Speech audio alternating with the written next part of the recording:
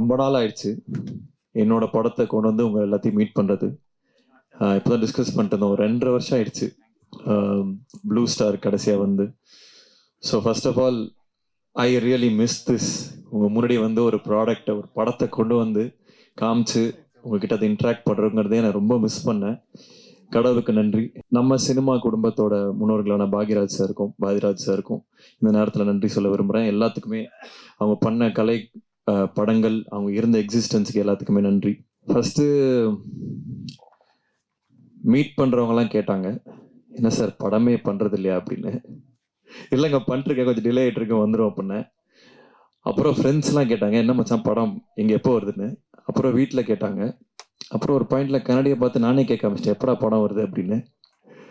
So சில time சில படங்கள் பண்றதுக்கும் அதோட ஓன் டைம் எடுத்துக்கும். அது நம்ம கொடுத்து தான் ஆகணும். ஏதோ ஒரு ஃப்ரைடேல என் படம் வந்தாகணும்னு அட்டண்டன்ஸ் போடணும்னு நினைக்கிற ஆள் இல்லைன்னா, ஒரு படமும் ஏதாவது புதுசா பண்ணணும், ஏதாவது ஒரு முயற்சி எடுக்கணும் அப்படின்னு நினைக்கிற ஆள் நான். ஸோ அதனால ஏதோ ஒரு படம் ஏதோ ஒன்று டக்குன்னு பண்ணணும் நான் பண்ணவே இல்லை. இந்த கதை எனக்கு ரொம்ப ரொம்ப பிடிச்சது. விக்னேஷ் ராஜா ஃபர்ஸ்ட் எழுதின கதை இது. ஒரு மாதிரி இப்போ சினிமா கொஞ்சம் மாறின மாதிரி எனக்கு தோணுச்சு. கதை விட அதோட ஸ்க்ரீன் பிளே என்னவா இருக்கும், அது தியேட்டருக்கு போனால் என்ன எக்ஸ்பீரியன்ஸை கொடுக்கும் அப்படின்னு மாறின மாதிரி எனக்கு ஒரு ஃபீலிங். ஸோ இந்த படம் பொறுத்த வரைக்கும் கதையாக பார்த்தா இந்த மாதிரி நிறைய கதைகள் வந்திருக்கு. பட் அதோட ஸ்க்ரீன் பிளே கொடுக்கக்கூடிய எக்ஸ்பீரியன்ஸ், தியேட்டரிக்கல் எக்ஸ்பீரியன்ஸ் கண்டிப்பாக நான் வந்து ஃபுல் கான்ஃபிடன்ஸோட சொல்லுவேன், இந்த மாதிரி ஒரு படம் ரீசெண்ட் டைம்ஸில் வந்தது இல்லை. ஏன்னா அவ்வளோ மொமெண்ட்ஸ் இருக்கும். டைரக்டர் சொன்ன மாதிரி பெண்கள் ரசிக்கக்கூடிய நிறைய மொமெண்ட்ஸ் இருக்கும். பெண்களோட கஷ்டங்களை பற்றி பேசுகிற படம் அப்படிலாம் இல்லை. இது நிறைய மாஸ் மொமெண்ட்ஸே இருக்குது, விமன் மாஸ் மொமெண்ட்ஸே இருக்குது. அதாவது எம்பவரிங்கான மொமெண்ட்ஸ் நிறைய இருக்குது. அஃப்கோர்ஸ் ஒரு உமன் ப்ரொடியூசர் பேக் பண்ணும்போது அது இன்னமும் ஆர்கானிக்காக இன்னும் சின்சியராக அது லேண்ட் ஆயிருக்கு. ஸோ நிறைய விஷயங்கள் எல்லாரும் சொல்றதுதான், அவங்கவுங்க படத்தை பத்தி அவங்க சொல்லுவாங்க, நாங்கள் இப்படி பண்ணியிருக்கோம் அப்படி பண்ணியிருக்கோம்னு. பட் இந்த வாட்டி நான் அடிச்சு சொல்றேன், இந்த படம் நின்று பேசும். ஏன்னா நிறைய பேர் என்கிட்ட சொன்னது வந்து நீங்க கதைகள் நல்லா சூஸ் பண்ணீங்க, ஸ்டோரி செலெக்ஷன் அது இதுன்னு. பட் இதுல வந்து screen play R the moments வந்து ரொம்ப அழகா லேண்ட் ஆயிருக்கு. என்னோட கதை சூஸ் பண்றதுல நம்பிக்கை இருக்கவங்களுக்கு எல்லாமே கண்டிப்பா இதை வந்து நீங்க எக்ஸ்பீரியன்ஸ் பண்ணீங்க இந்த படத்தை. அதே மாதிரி டைட்டில் அன்பில் அவன் ஃபர்ஸ்ட் அஃப்கோர்ஸ் இன்னொரு டைட்டில் இருந்தது, அதை பற்றி அது லேண்ட் ஆகல. ஸோ இது அன்பில் அவன் வந்து ரொம்ப அழகான டைட்டில். கார்த்திக் டைரக்டர் சொன்ன டைட்டில். காதலுக்காக ஒருத்தர் எவ்வளோ தூரம் போகிறான் அப்படிங்கிறது தான் இந்த படத்தோட ஒன்லைன். அது சம்டைம்ஸ் காதல் நம்ம நல்ல புத்திசாலியும் முட்டாளாக்கும், அதே சமயத்தில் ரொம்ப ஆர்டினரியான விஷயம் ஒரு மனிதனையும் எக்ஸ்ட்ராடினரியான திங்ஸ் பண்ண வைக்கும் காதல். ஸோ அதை எக்ஸ்ப்ளோர் பண்ணுற படம் தான் இது.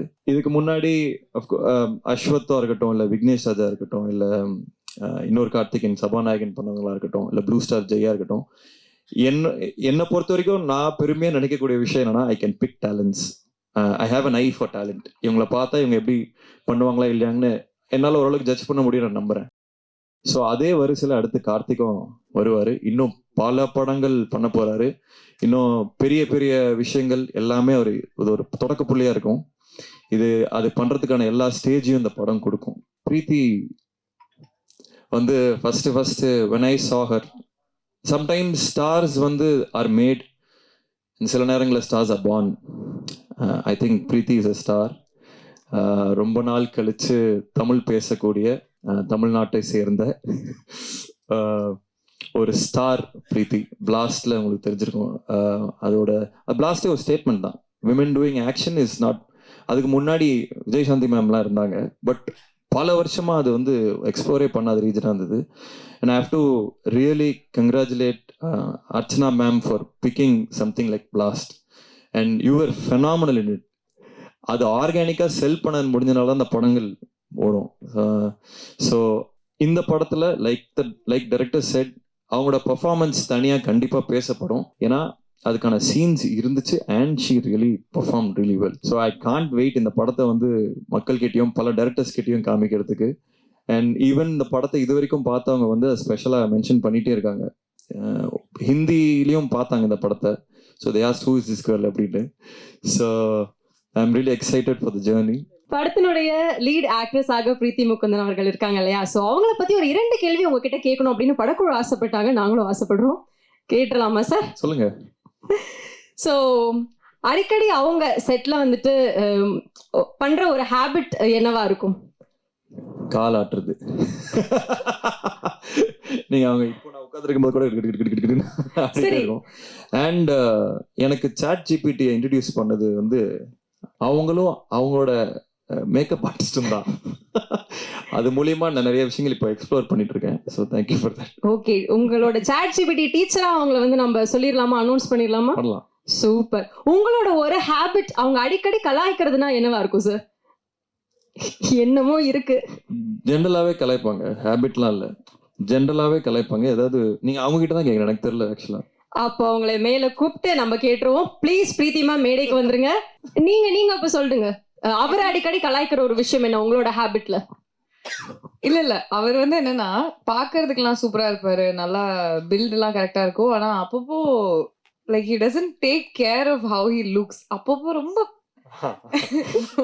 ஒரு மாதிரி போலர் ஆப்போசிட்டா இருக்கும். ஒரு நாள் செம்மையா வருவாரு, ஒரு நாள் வந்து ஏதோ முடியெல்லாம் எங்கேயோ இருக்கும், அந்த மாதிரி வருவாரு. அதனால கொஞ்சம் பார்த்து பண்ணுங்க அப்படின்னு சொல்லி அவங்க சொல்லுவாங்க. ஸ்கின் கேர் இது.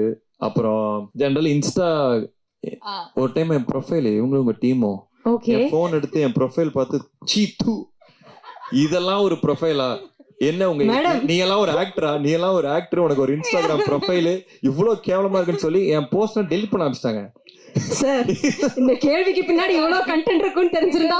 அசோக் வந்து ரொம்ப ஒரு செக்யூரான ஒரு ஆளு. சோ நாங்க எல்லாரும் சேர்ந்தா கொஞ்சம் புள்ளி பண்ணுவோம் அவர். அதனால நாங்க ஜென்சின்ற ஒரு பேர்ல இந்த மாதிரி இதெல்லாம் வந்து சோசியல் மீடியாக்கு சரியில்லை அப்படின்னு விளையாட்டுக்கு சொன்னோம்.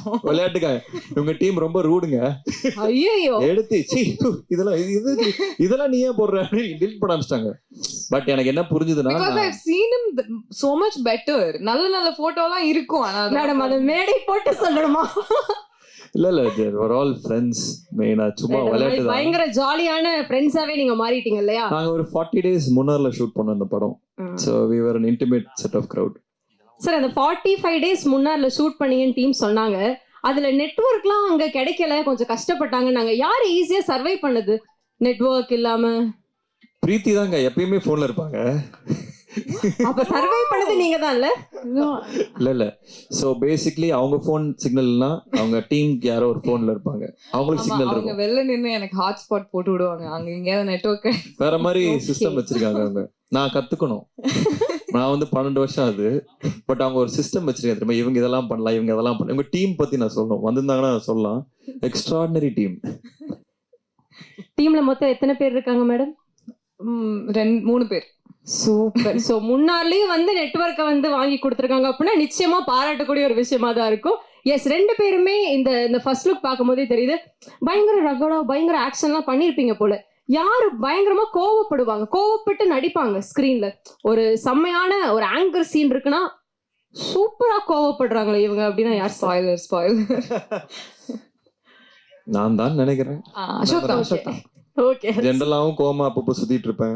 ஆமா. அதுக்கப்புறம் இல்ல பாவம் அவர் ப்ரொடியூசர் ஆக்டர் ரெண்டுமே இல்ல. சோ அப்பப்போ அது மாறிட்டே இருப்பாரு. அன்னியன் மாதிரி ஆக்டரா மாதிரி ஆக்டரா இருந்தா ரொம்ப சில்லா இருப்பாரு. ஆக்சுவலா very easy, very fun to work with. Okay, ப்ரொடியூசரா இருந்தா கொஞ்சம் டெரரா இருப்பாரு. ஓகே, உங்க கண்ணு முன்னாடி சும்மா செலவாதுரா. அதாவது சில ஆக்டர்ஸ் எல்லாம் பார்த்தா எனக்கு அப்படியே பில்லே கண்ணு முன்னாடி வரும். ஒரு நாளைக்கு 1 லட்சம் கொடுத்து உட்கார வைக்க எடுக்கடா அதாவது அப்படின்னு இருக்கும். அது அன்னியன் மாதிரி ஸ்விட்ச் ஆயிட்டு தான் இருக்கு. பயங்கர இன்டென்ஸான ஒரு ப்ரொடியூசராகவும் இருப்பாரு போல. Right. So Preethi ma'am, as a பெர்ஃபார்மரா நம்ம அசோக் சாரை 1 வேர்ட்ல ரிவ்யூ பண்ணணும்னா என்ன சொல்லுவீங்க?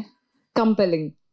ஓகே, அவர் பெர்ஃபார்ம் பண்ணும் போது அந்த கம்பெல்லிங் நான் நினைப்பீங்க. யாரையுமே நான் கம்பல் பண்ணலையே.